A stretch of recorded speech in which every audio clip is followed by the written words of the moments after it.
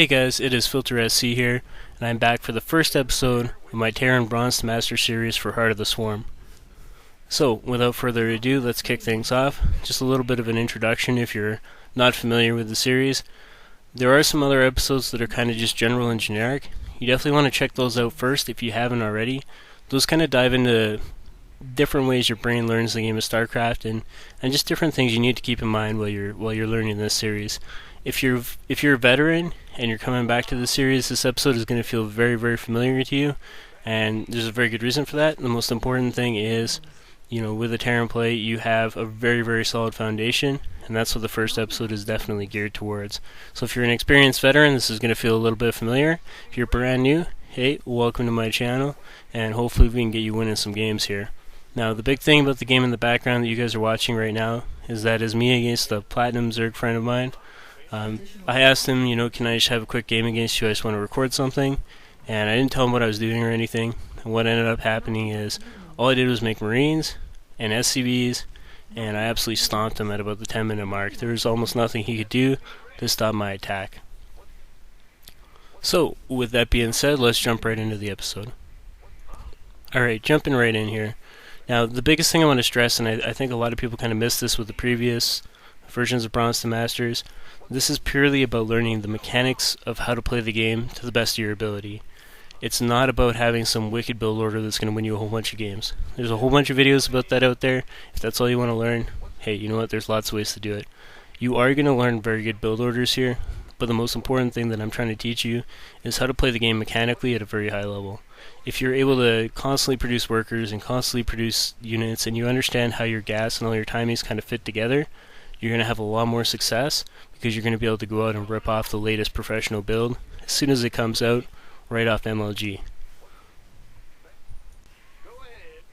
Alright, so one of the most important aspects of playing Terran is that your foundation is really, really strong. Terran is probably the most obvious race in StarCraft 2 when it comes down to their pieces kind of fitting together in a very specific way when you start talking about how all their buildings go together. If you start trying to do things too fast or you do them too slowly, what ends up happening as a Terran player is you end up adding 2 or 3 minutes to your build time, and it's very, very obvious when you start looking at gold and platinum level play. You tend to see, a really good idea of a build that a professional has done recently. However, they end up having almost no follow-up to what the initial push looks like, and the initial attack or drop or whatever the play is ends up being quite slow compared to how somebody else did it. Ideally, when you're playing, you want to have a really, really good foundation so that when you go to rip off the high level builds, you're able to execute it at a very, very good level. Now, if your foundation is not there, you're going to find a lot of small things start to snowball on it. I'll give you a really good example of this. As I was kind of practicing and trying to get build orders and trying to get things together as much as possible for this series, I was playing a 1v1 obs map. Now, I've been playing almost all day, and I've been practicing a lot against my friend, who, much props to him because he's getting abused in a lot of the games there, but hey, it's all part of the learning process, and learning to deal with little mind drops is pretty difficult when you're a Protoss player. However, he was starting to get better and better as the day went on. However, when I started to play this in an Obs game, I was trying to do the exact same build to a Zerg player who was quite a high-level Zerg player, definitely a better player than me overall. However, what ended up happening is when I was playing the Obs game, I completely screwed up and I was trying to cancel an SCV because I thought I made an extra worker and I wanted to make an orbital command. Well, it turns out I'd already made the orbital command and I actually cancelled it about 10 seconds into its progress, as well as I lost the minerals for it. That ended up completely destroying my build. Everything was just a little bit late, nothing was crisp, none of the timings were good, and he did kind of a lifestyle Zergling attack on me, which ended up just killing me off because my defense was not set up properly, didn't have the right units, I wasn't prepared, and I was a little bit on tilt because I was screwing up my build. The moral of the story is that small things and small mistakes will completely screw you up as a Terran player, so it's really important that you're hitting all your workers, you're hitting the timings for everything, and that everything is a very smooth and natural flow to it. What will end up happening sometimes is something small will creep into your play, or if you're not quite doing things just right, especially when you're trying to follow my guide, what's going to happen is you're going to find things start to tweak out of place, and you're just going to end up not having much success. So it's really, really important that you're practicing each lesson as much as you possibly can before you move on to the next one. The biggest reason I say that is if in this particular lesson you're only making about 80 or 85% of the SCVs that you're supposed to be making, you're going to find it very, very difficult to keep up. Very quickly, the guide is just going to kind of go over your head and be a little bit too fast, and things are just going to be harder and harder to get. So it's really important to kind of just practice out each part of the play until you're very comfortable with it, until it almost feels natural. Alright, so I want to mention a few other things really quickly here before we really dive into what we're going to be working on for this particular episode. One of the biggest ones is you want to ignore fancy play. What do I mean by fancy play? Anything that involves an early Reaper where you're scouting around trying to do damage with it, don't bother. If you're just trying to learn the game, it's going to be very, very difficult, and your back end is not going to be able to handle it. One of the best examples of this is a lot of the Korean players were pulling it off, but Thorazane did a really cool Reaper build. Unfortunately, he ended up losing his Reapers, and it really hurt him. He ended up losing the series. So even if you're one of the best players in the world, a lot of those really fancy builds and really fancy plays can be just a little bit out of your reach. So when we're talking about, your average guy playing ladder like myself, those Reaper builds, they're really difficult to execute and really difficult to make sure they look clean and they're playing out correctly. Another good example are some of the fancy drops you're seeing where players are dropping 2 or 3 different places at once. They're doing some really cool stuff with little mines, and you really want to get into and practice that. Well, you have to have your foundation in place, because at the end of the day, if you're dropping 2 or 3 different places at once and you don't have the ability to kind of handle it and micro it, all 3 of those drops are going to die. Yeah, you'll do some damage, but all 3 of those drops are going to die, and you're not going to have an army that is capable of defending your opponent's attack when he immediately counterattacks after killing off your drops. So it's really important to kind of just ignore a lot of that fancy play for now.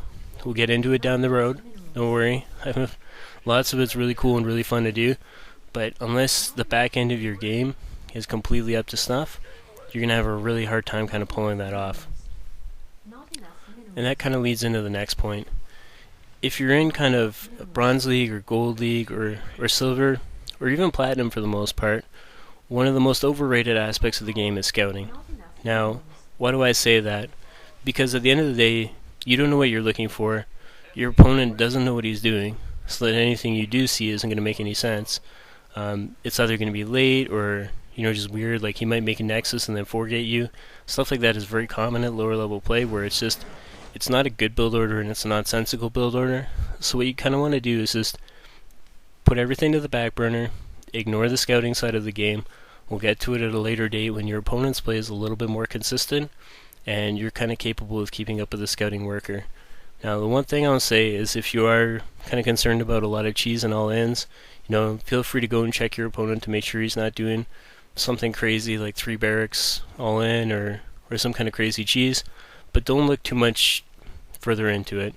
You really want to be careful when you're scouting at low-level play, because a lot of times you'll see something, and as a Masters player, I would look at it and say, this is probably what he's doing. Turns out he does the total opposite, and I end up getting killed by it because I'm just not expecting my opponent to do that. So what you kind of want to do is just assume that if your opponent is doing something that's a little bit out of the ordinary, or he is doing like some kind of crazy base play, in Gold and Silver and Bronze League, your opponent is just not going to be up to snuff. And if you just play your game and you do everything the right way, you're going to have more than enough to handle whatever he throws at you. Alright, so this is kind of the last test to figure out where you are in terms of your own play. What I want you to do is check one of your last replays where you felt your opponent was just better than you and he really, really was really good and he kind of beat you as the game went on. And then figure out how many units he had, how many workers he had, and how much production he had. Why do I ask that? Because when I was playing against my friend, I ended up having 10 barracks, so I was producing 10 Marines at once, on top of having 70 Marines in my army, and I had 52 SCVs. He'd actually managed to kill 2 off with a little bit of a Zergling run by. But go ahead and check, see if your opponent would have been able to hold 70 Marines barreling down at his front door. Doesn't matter if they have upgrades or anything like that. No, one Baneling is not going to kill them all off.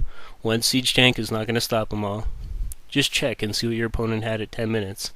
If your opponent didn't have a nice, large, beefy army that would have been capable of taking out those 70 Marines, then you're at a stage in your gameplay where macro is the most important part of your play. So, with that being said, we're going to dive right on into what we're looking at specifically in this episode, and then we're going to work on that and build out from here. Alright, so what we want to do in order to practice and kind of get ourselves up to the 55 SCV or 52 SCV mark is all we're going to do is just jump into a custom game. So just hit custom game, search all games. We're going to search for Kirk, and we're going to play on Newkirk Precinct, or sorry, Newkirk District. And we're going to hit create game, not join game, because we don't actually want to play somebody else. And then all I'm going to do is add an AI, and I'm going to make them very easy. Just hit start game, and I'm ready to go.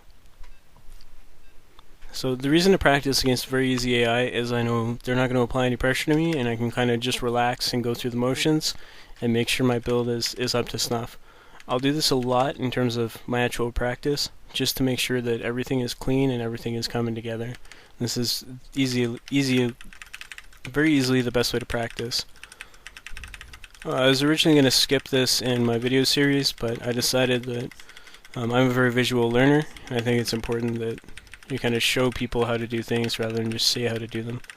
So with that in mind, all we're doing now is we're just making sure we make a ton of SCVs, and we're going to wait till we finish this guy off and we get to 9, and then I'm just going to rally over to my wall, and that worker is going to be the worker I'm going to use to make my supply depot. So again, just focusing on making sure I hit all my SCVs. Right here I don't need to spend any extra money. Get that supply depot down, and then make sure I get my next SCV. Now, while we have a little bit of time here, we're going to talk about one of the main features of playing 1v1. That's this little button here. When you're playing one-on-one, click it, you turn green, your opponent's red. That means the game is going to be very consistent, the minimap is going to be very easy to read, every game is going to look the same. It's much better than red versus blue. Now, once this guy finishes his supply depot, we're going to look to make a barracks. You're always a little bit short, so just kind of move him around a little bit, and you'll be good to go. Again, just making sure we're making SCVs here. Now, while we have a sec again, we're going to set our rally point here, so it's in front of our base, so we can have all our Marines show up where we need them. This is where things are a little bit different than my previous set of videos. Rather than doing the 2 supply depot to wall in, we're not going to do that this time around. I'm just going to keep making sure we make SCVs. This is going to allow us to get our command center a little bit earlier, as well as set up some build variations down the road. Once we start adding gas and stuff like that, things are going to change quite drastically. But for right now, we really want to make sure we're just consistent. So this worker, make sure we get him back on a mineral line. And the next thing we want to do is get our orbital command up. If you notice, the orbital comes up at 17 food. That's 16 SCVs. You just grab them all in a box there. And we want to keep making Marines. And we need to get a guy down here to get our command center up. Now if you notice, as this guy goes over there, comes up just about in time here, and the next thing we need is we got to get our depot down really fast. Now getting our command center up a little bit earlier is going to cause a slight supply block as well as the loss of a Marine. So all we're going to do is just sit here and wait, because we're going to supply block for sure. That's okay. We can either cut Marines if we want to get out more SCVs faster, but in this case we want to get our command center down faster. So things are starting to look good. Build is starting to come together. Now we're going to notice that we need another supply depot, so let's get that going right away. And just keep making Marines and rallying them to our front. Now what we want to start doing is just adding on barracks whenever we get 300 minerals. So 300 minerals, cool, I need a new barracks. Simple. And the only reason to do that is we want to continuously keep spending our money, but make sure we always have enough for something that we might need. And we want to keep making workers. One thing a lot of people ask me is, how can you double queue workers? Is that okay? Yeah, absolutely. Once this command center turns green, I'm going to grab some SCVs, send them over there. We're going to look to grab 6, which will give us a nice mixture of saturation. Then as this finishes, we want to turn that into an orbital. Again, we need to add another barracks. So let's do that. Make sure we're still making Marines here. And all we're trying to do is keep adding everything to our hotkeys. This is something I haven't really discussed up to this point, so we'll go over it really quickly. In terms of hotkeys, what I like to do is put all my barracks on the 5 hotkey and my command centers on the 4 hotkey. That lets me just hit the 4 key, then S to make an SCV. So all I have to do, if I want to make SCVs, is just press 4, then S. So I just finished some barracks, so we're going to press 5 and then AA to make sure we get our barracks up on time. Again, we need to add more barracks, so let's do that. We're going to need more supply depots, so let's make sure we add those. And we always want to try to have 2 workers queued up at all times. That's going to make sure we don't miss any while we're practicing. We don't want to get any more than that, so if you do add more, just take it away. Again, just making Marines. Okay, we're over that. We actually need another supply depot because we're going to run short. Just keep adding on. And let's add on another barracks here. Again, this is purely to get us used to the idea that we're constantly building, constantly adding, as well as see how many workers we can get pumped out. So again, just adding more Marines, adding the additional barracks to my hockey, and my money is getting high again, so we're going to add more barracks. And we need more supply depots, so let's keep those 2 guys working. And you can see my money's coming right back down. And I don't have a ton of stuff queued up. Alright, we're going to need a 3rd guy making depots here, because we have so much production now. And we're trying to consistently make Marines, but our most important part is our SCVs.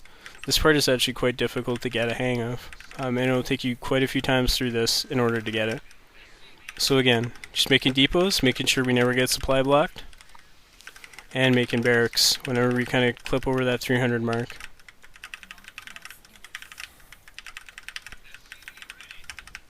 So one thing you'll notice is on the bottom of the screen, a lot of things are flashing for me. And the reason for that is I just cycle through my hotkeys, so I'll press 1 and then 4 and then 5. And what that lets me do is just quickly check to see if I need to make something. So here I need an SCV.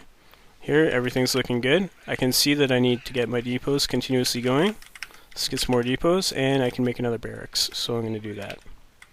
Again, see, my Marines are good. As I scroll through, I'm going to notice that all these Marines need to get queued up again. So we're just going to queue them up. Make sure we have one little white dot there. But the most important part are the SCVs. The SCVs are what's going to hold the foundation. This like mass barracks crap is going to go. That's only going to be like one build or one time through. And we're just trying to hit 10 minutes here. Spending all our money. We're just looking for 10 minutes. We're going to see how we do here. So I haven't added those barracks, so let's get those on the hotkey. Again, more depots. Just making sure I don't get supply blocked. And I'm trying to drop mules every chance I get. There's a few times where you're going to want to save your energy, where certain timings where stealth units can come at you, but for right now, we're just trying to dump all our mules at once. And again, the main purpose here is just to get as many SCVs as we can. Again, we're over 300 minerals. Let's get another barracks going. And keep making our SCVs. So now that we've hit 10 minutes, we're at 116 food. This looks good, so all we're going to do is quit and surrender. If you want to go and try to kill your opponent, by all means, feel free. For me personally, don't necessarily like to do that when I'm just trying to practice and get something down. So let's check our performance. We can see in workers created, we had 53, and you can actually see my averages there. So normally I average 63 workers per game. In terms of workers created for this particular game, I was at 53. So when I just quit out at 10 minutes, that's going to tell me how many workers I have. When I'm doing this particular build, you can go anywhere from 52 to 53 SCVs. So, or 52, sorry, to 55 SCVs. So in this particular case, I was at 53, which is not bad. There's a couple missteps in there, but that's okay. It's nothing to be too worried about. As long as we're hitting that 53 at 10 minutes, we're going to have a huge army and a huge economy, and adding things to our build is going to be very, very easy. But it's really important that this becomes natural to you. If you're struggling and you're getting like 43 or 44, and you're really not making very many barracks and you have a lot of money, then chances are you're just trying a little bit too hard. What you want to do is just rein back and really focus on those SCVs. Make sure you get them out. Now, one big thing you can notice here is where it says APM. My APM is 300. My typical average is 212. The big thing here is it doesn't matter if you're 30 or 40 APM. This type of practice is very, very easy to do. You're going to have no trouble doing it. And once you start using hotkeys properly, so you're using 4 to make your SCVs, so you're pressing 4 SS to get an SCV cycle in, you're pressing 5 AAAA to get a whole bunch of Marines out, what you're going to find is your APM is going to start to really grow. One of the biggest things in terms of APM growth is knowing exactly what you want to do and having a complete, well laid out plan. If you'll notice for this particular game, My APM was over 300, and yeah, a lot of that was spamming, but at the same time, at no point during this game was I ever thinking about what I wanted to do. It was just coming naturally. All I was doing was just trying to make a whole bunch of Marines and a whole bunch of SCVs. Very simple and very straightforward demonstration. Okay, so let's talk benchmarks for this particular episode. In this episode, the only thing we're looking for is to get 52 SCVs by 10 minutes. As long as we can do that off 2 base, things are looking really good for us, and we're going to be in really good shape going forward. One of the most important things here is that we just want to do things in small, one kind of piece steps. The more things we try to add at once, like if I was trying to manage a Reaper during that play, I would have definitely missed some SCVs. So all we want to do is just focus on getting those 52 SCVs out, making sure everything looks clean and we're good to go, and then we can move on to the next step. Anyway guys, this is going to do it for the first episode of my Heart of the Sworn Bronze to Masters series. Check back in again for episode number 2, and we'll keep things moving and we'll get your build stronger and stronger, and your overall gameplay is just going to keep getting better and better. This is Filter StarCraft, and I will see you guys next time.